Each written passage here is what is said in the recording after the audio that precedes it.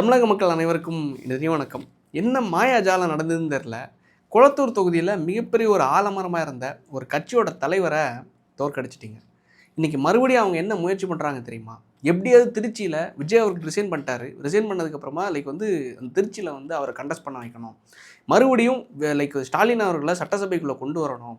இப்போ ஏற்பட்ட ஒரு குவாலிஃபைடான பர்சன், இப்போ ஏற்பட்ட அரசியல் ஞானம் கொண்ட பர்சன், இப்போ ஏற்பட்ட அரசியல் அனுபவம் கொண்ட பர்சன். அனுபவங்கிறது இருக்குது உண்மையிலே. அந்த ஆரம்பத்திலே அவங்களோட அரசியல் அப்பா தாத்தா கொள்ளு பேரன்னு சொல்லிட்டு அந்த அனுபவங்கள் இருக்குது. ஆனால் குவாலிஃபிகேஷன் இருக்கா? உண்மையிலே இந்த கவர்மெண்ட்டை நடத்துறதுக்கான அந்த குவாலிஃபிகேஷன் இருக்கா அப்படின்னு கேட்டால் மிகப்பெரிய ஒரு கேள்விக்குறி தான். அதுக்கான உங்களுடைய கருத்து என்னங்கிறது தயவு செஞ்சு கமெண்ட்ஸில் பதிவு பண்ணுங்கள். காரணம் என்ன, உடனே கேட்பாங்க விஜய்க்கு அந்த குவாலிஃபிகேஷன் இருக்கா அப்படின்னு சொல்லிட்டு. கற்றுக்கிறதுல ஒரு விஷயம் இல்லை, ஆனால் கற்றுக்கிறது கூட யோசிக்கிற நபர்கள் இருப்பாங்க இல்லை, அதான் ஸ்டாலின் அவர்களை மாதிரி.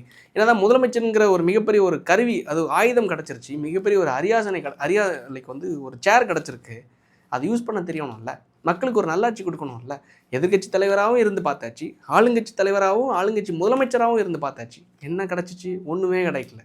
ஆனால் இங்கே ஒருத்தர் முதலமைச்சராக உட்கார்ந்ததுக்கப்புறமா ஏதோ ஒரு மிராக்கிள் நடந்ததுக்கப்புறமும் விஜய் அவர்கள் முதலமைச்சராக உட்கார்ந்ததுக்கப்புறமா ஏதோ ஒன்று பண்ணணும், மக்களுக்காக செய்யணும், போதைப் பொருட்களை ஒழிக்கணும், பெண்களுக்கான பாதுகாப்பை மேம்படுத்தணும். அதை தாண்டி போதைப் பொருட்களை ஒழிக்கிறதுக்காக இப்பேற்பட்ட சட்டங்களை கொண்டு வரணும். கொடூரமான விஷயங்களாக சட்டங்களை, குண்டர் சட்டத்தை கொண்டு வர்றது மூலமாக தான் இது ஒரு கட்டுப்பாட்டுக்குள்ளே கொண்டு வர முடியும்னு சொல்லிட்டு ஏதோ ஒரு பண்ணுறாங்கல்ல, ஏதோ ஒரு விஷயத்தை பண்ணணும்னு நினைக்கிறாங்கல்ல. சட்டசபைக்குள்ளே இது வரைக்கும் ஒருத்தவங்க நோட்ஸ் எடுத்து பார்த்துருப்பாங்களா? இன்னொருத்தவங்க இதை நோட் பண்ணி பார்த்துருப்பாங்களாங்கிற தெரில.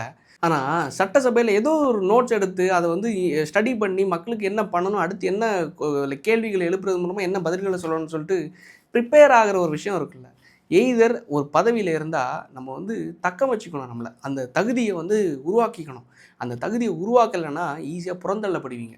தகுதியான நபர்கள் அந்த உங்களை ஆளுமை பண்ணி அவங்க உட்காந்துருவாங்க.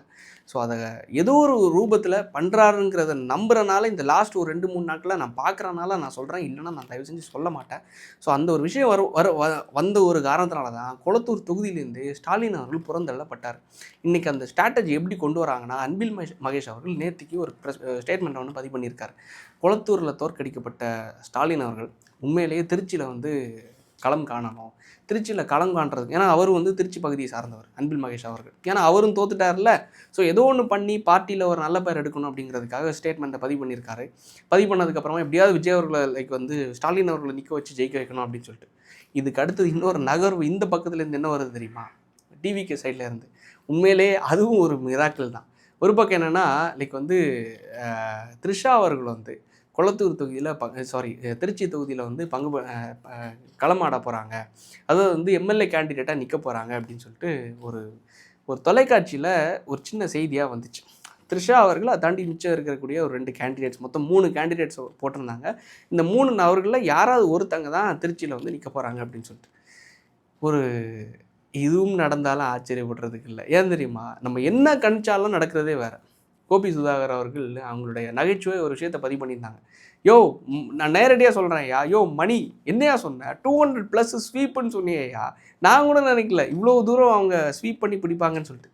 ஸோ இது நடந்தாலும் ஆச்சரியப்படுறதுக்கு இல்லை. ஆனால் யார் வந்தாலும் சரி, மனைவியோ பிடிச்சவங்களோ யாராக இருந்தாலும் சரி. காரணம் என்னென்னா, இதுக்கு முன்னாடி எம்ஜிஆர் அவருடைய காலகட்டத்தில் ஜானகி அவர்களை எல்லாரும் புறந்தள்ளதை அவங்களே ஏற்றுக்கிட்டு, சரி இது நமக்கான இடம் இது கிடையாதுன்னு சொல்லிட்டு ஜெயலலிதா அவர்கள்கிட்ட அவங்க ஆட்சியை ஒப்படைச்சிட்டாங்க. ஜெயலலிதா அவர்கள்கிட்ட ஆட்சியை ஒப்படைச்சதுக்கப்புறமா தான் 91 ஜெயலலிதா அவர்கள் மறுபடியும் ஜெயிக்கிறாங்க. இரட்டைப்புறா சின்னத்தில் ஃபஸ்ட்டு ஜெயலலிதா அவர்கள் களம் காட்டுறாங்க. சேவல் சின்னத்தில் நினைக்கிறேன் ஜானகி அவர்கள் களம் காட்டுறாங்க. ஸோ இது வந்ததுக்கப்புறமா ஜெயலலிதா அவர்களுக்கு தான் மிகப்பெரிய லெவலில் மக்கள் செல்வாக்கு இருந்துச்சு. ஸோ அதை பார்த்துட்டு இவங்களுக்கு கொடுத்தா தான் எனக்கு கரெக்டாக இருக்குங்கிறது அவங்களுக்கு கொடுத்துட்டு இவங்க அரசியல்லேருந்தே ஒதுங்கிட்டாங்க. அரசியல்லேருந்தே ஜானகி அவர்களுக்கு ஒதுங்கினதுக்கப்புறமா 91 96 ஜெயலலிதா அவர்கள் ஜெயிக்கிறாங்க. திருப்பி அதுக்கு அடுத்தது தோக்குறாங்க. தோற்றதுக்கப்புறமா சபதம் எடுக்கிறாங்க. சபதம் எடுத்து தமிழ்நாட்டு அரசியலே மிகப்பெரிய ஒரு மாற்றத்தை உருவாக்குனாங்க. அதே மாதிரி இங்கேயும் மக்கள் அப்படி யோசிப்பாங்களாங்கிறது எனக்கு தெரில. காரணம் என்னென்னா, அன்றைக்கி மக்கள் எப்படி யோசிச்சாங்கன்னா, என்னதான் எம்ஜிஆர் அவர்களுக்கு ஜானகி அவர்கள் மனைவியாக இருந்தாலும் எம்ஜிஆர் அவர்களுக்கு பிடிச்ச நபர் யார்? ஜெயலலிதா அவர்கள். ஸோ அதனால் நாங்கள் மக்கள் எல்லாரும் ஜெயலலிதா அவர்களை தான் ஆதரிக்க போகிறோன்னு சொல்லிட்டு ஆதரித்தாங்க. ஆனால் அதே மாதிரி இங்கே அது என்ன நடக்க போகுதுன்னு சத்தியமாக கணிக்க முடியல. நம்மளை என்ன கருத்து சொன்னாலும் சரி அது நேர் எதிராக தான் நடக்குது. காரணம் என்னென்னா மக்கள் வந்து ஒரு மாற்றத்தை எதிர்பார்த்து ஒரு மனநிலைக்கு வந்துட்டாங்க, ஒரு மைண்ட் செட்டுக்கு வந்துட்டாங்க. ஸோ இந்த டைமில் இல்லை கிடையாது, மறுபடியும் ஸ்டாலின் அவர்களுக்கு தான் ஓட்டு போட போகிறாங்க, ஸ்டாலின் அவர்கள் தான் ஜெயிக்க போகிறாங்க அப்படின்னு சொல்லிட்டு ஒரு விஷயத்தை நீங்கள் பதிவு பண்ணீங்கன்னு வைங்களேன், அதுவும் நேர் எதிராக 2வது வாட்டியாக தோற்கடிக்கப்பட்ட ஸ்டாலின் அவர்கள் 75 ஆண்டுகால ஒரு ஆலமரத்தோட ஒரு ஒட்டுமொத்த வேரும் ஒரு வாட்டி வெட்டி எறிஞ்சாச்சு, இன்னொரு வாட்டியும் வெட்டி எறிகிறதுக்கான சிச்சுவேஷன் அமையும் போது மிகப்பெரிய அசிங்கமாக தான் போய் முடியும். காரணம் ஏற்கனவே சொந்த தொகுதியிலேயே இவ்வளோ செல்வாக்கு மிக்க நபரான, இவ்வளோ ஆளுமை மிக்க நபரான ஒட்டுமொத்த பேர் அங்கே போய் உழைச்சாங்க. நான் எல்லாம் அந்த தொகுதியில் வந்து பிரச்சாரத்தில் ஈடுபட்டிருந்தேன். யாருக்காகனா போன வீடியோவில் நம்ம பேசியிருப்போம், ஊர்மிளா வல்லூர் அவருடைய, அதாவது கலியபெருமாள் அவருடைய பேத்தியான ஊர்மிளா வல்லூர் அவர்களுக்காக அந்த தொகுதியில், கொளத்தூர் தொகுதியில் பிரச்சாரத்தில் ஈடுபட்டிருந்தோம். அந்த பிரச்சாரத்தில் ஈடுபடும் போது தான் எல்லா இடத்துக்கும் போகும்போதும் பணம் வெகுவாரியாக வந்து பகிரப்பட்டுருச்சு, எல்லாருக்கும் கொடுக்கப்பட்டுருச்சுன்னு சொல்லிட்டு செய்தி வந்துச்சு. எப்படின்னா கிட்டத்தட்ட 400 கோடி ரூபா சேகர் பாபு அவருடைய தலைமையில் ஒட்டு மொத்தமாக வந்து கொடுத்துட்டாங்க. ஒவ்வொரு வீட்டுக்கும் 5000, 10,000, 7,000, 5,000 சொல்லிட்டு கொடுத்துட்டாங்க.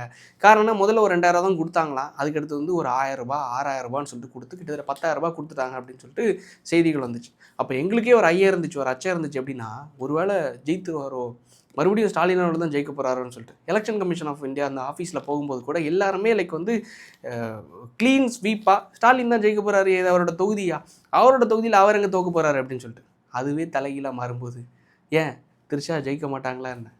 அதுலேயும் நான் கருத்து சொல்ல விரும்பலை. ஏன்னா அவங்க வந்து இதுக்கு முன்னாடி மக்களுக்காக நேர் எதிரான எந்த ஒரு விஷயத்தையும் செஞ்சது கிடையாது.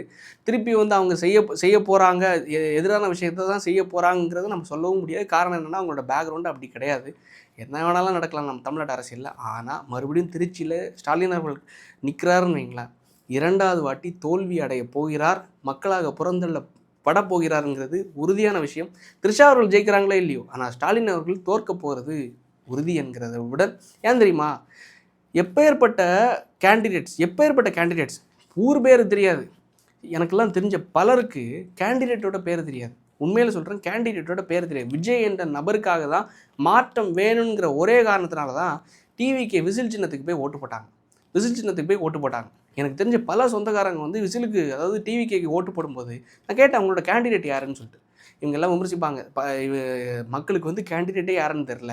உண்மையிலே அவங்களும் பிரச்சாரம் பண்ணும்போது அவங்களோட கேண்டிடேட்டே யாருன்னு தெரில. ஆனால் இருந்தாலும் விமர்சனம் வச்சாங்கல்ல, அந்த விமர்சனத்தை முன் வச்சது மூலமாக எப்படி ஜெயலலிதா அவர்கள் ஒரு ஸ்ட்ராட்டஜியை ஃபாலோ பண்ணாங்களோ அதே ஸ்ட்ராட்டஜியை தான் வந்து விஜய் அவர்களும் ஃபாலோ பண்ணுறாரு. அது என்ன ஸ்ட்ராட்டஜினா, ஜெயலலிதா அவர்களாக இருந்தாலும் சரி, எம்ஜிஆர் அவர்களும் 2 பேரும் பின்பற்றின ஸ்ட்ராட்டஜி. தலைவருடைய ஒரே விஷயந்தான் கொண்டு போய் சேர்க்கப்படணும். கீழே தொண்டர்கள் வந்து தொண்டர்களை முன்னிறுத்தினீங்கன்னு வைங்களேன், இவங்க வந்து எழும்ப ஆரம்பிச்சிருவாங்க. இவங்க முதலைகளாக வளர்ந்துட்டாங்கன்னா இதே தான் திமுகவிலேயே நடந்துச்சு. திருச்சினா KN நேரு, தாண்டி திருச்சியில் இந்த பக்கம்னா அன்பில் மகேஷ் அவர்கள், அதை தாண்டி மதுரைனா PTR அவர்கள். இது மாதிரி ஒட்டுமொத்த எங்கே போனாலும் இவர் தான் இங்கே குட்டி அரசர் அப்படின்னு சொல்லிட்டு அங்கே ஒவ்வொரு அரசர்களை வளர்த்து வச்சாங்க. ஆனால் எம்ஜிஆர் அவர்களோட காலகட்டத்திலையும் சரி, அதுக்கடுத்து ஜெயலலிதா அவருடைய காலகட்டத்தில் என்ன தான் அரசர்கள் வாழ்ந்தாலும் சரி, அவங்களுக்கு முன்னாடி கை கட்டி தான் நிற்கணும். யாரோட தலையும் எழும்பாது. அந்தளவுக்கு யாரோட முகமும் வெளியே தெரியாத அளவுக்கு, இவங்களோட முகம்தான் எல்லாம் தெரியாத அளவுக்கு அந்தளவுக்கு கட்டுப்படுத்தி வச்சுருந்தாங்க. ஸோ அந்த பீரியட்லையும் கேண்டிடேட்டே யாருன்னு தெரியாத சூழ்நிலையில் கூட மக்களை அவங்களுக்கு வாக்களித்து அவங்கள சட்டசபைக்கு அனுப்பியிருக்காங்கன்னா, திரிஷா அவர்கள் போய் நிற்கும்போது ஏன் ஓட்டு போட மாட்டாங்க? ஏற்கனவே டிவிகேக்கு மாற்றத்துக்காக ஓட்டு போட்டாச்சு. ஏற்கனவே அந்த தொகுதியில் டிவிகே தான் ஜெயித்துச்சு. ஏற்கனவே விஜய் அவர்களுக்கு தான் ஓட்டு போட்டாங்க. மாற்றமேங்கிற ஒரே காரணத்தினால விஜய் அவர்களுக்கு தான் ஓட்டு போட்டாங்க.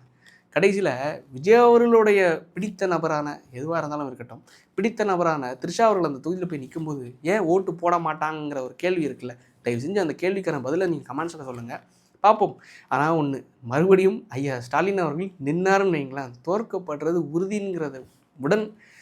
உறுதிங்கிறதுடன் இந்த வீடியோவை நிறைவு செய்கிறேன். உங்களோட கருத்துக்களை தயவு செஞ்சு கமெண்ட் பாக்ஸில் பதிவு பண்ணாமல் போயிடாதீங்க. நன்றி, வணக்கம்.